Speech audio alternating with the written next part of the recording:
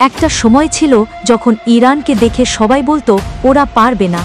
নিষেধাজ্ঞা, এক ঘরে অবস্থা আর সীমাহীন চাপ, সবকিছু মিলিয়ে দেশটা যেন নিঃশেষ হয়ে যাচ্ছিল। কিন্তু আজ ইরান ফিরেছে, আর এইবার ফিরেছে এক মহাযোদ্ধার রূপে, যে যোদ্ধা নিঃশব্দে তৈরি হচ্ছে, আর যার আগমন শুনলে পৃথিবীর আকাশ পর্যন্ত কেঁপে ওঠে। ৭০ বছর আগের এক কিংবদন্তি যুদ্ধ বিমান, যে একসময় শত্রুর ঘুম কেড়ে নিয়েছিল, সেই বিমানকে ইরান ফিরিয়ে এনেছে আধুনিক যুগে। যে বিমানের নাম উচ্চারণ করলেই একসময় আতঙ্ক ছড়িয়ে পড়ত। সেই পুরনো দানব এখন নতুন শরীরে, নতুন প্রাণে। বাইরে থেকে দেখলে মনে হবে পুরনো বিমান, কিন্তু ভেতরে লুকানো আছে এমন প্রযুক্তি যা অনেক উন্নত দেশকেও ঘুমাতে দেবে না। ইরান তাদের পুরনো যুদ্ধবিমানকে রিমডেল করেছে একেবারে নতুনভাবে।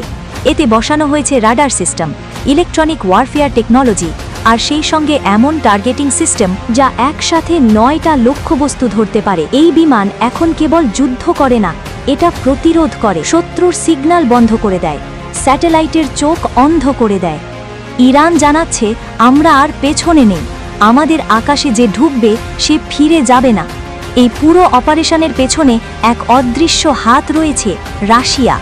রাশিয়া সম্প্রতি ইরানকে দিয়েছে MiG-20 ও Su-35 ফাইটার জেট। Su-35 যে জেটকে বলা হয় আকাশের দানব, এটার গতি শব্দের গতির দ্বিগুণ, ৪০০ কিলোমিটার দূরের টার্গেটও দেখতে পায়। ইরান এখন এই প্রযুক্তি নিজের মতো করে কাজে লাগাচ্ছে। তারা রাশিয়ার টেকনোলজি নিচ্ছে, কিন্তু নিজের মাথা দিয়ে বানাচ্ছে নতুন কিছু, যেটা পৃথিবী এখনও দেখেনি। ইসরায়েলের প্রতিরক্ষা বিভাগ বলছে ইরান আন্তর্জাতিক নিয়ম ভাঙছে, কিন্তু বাস্তবে ইরান যে খেলাটা খেলছে সেটা অনেক গভীর।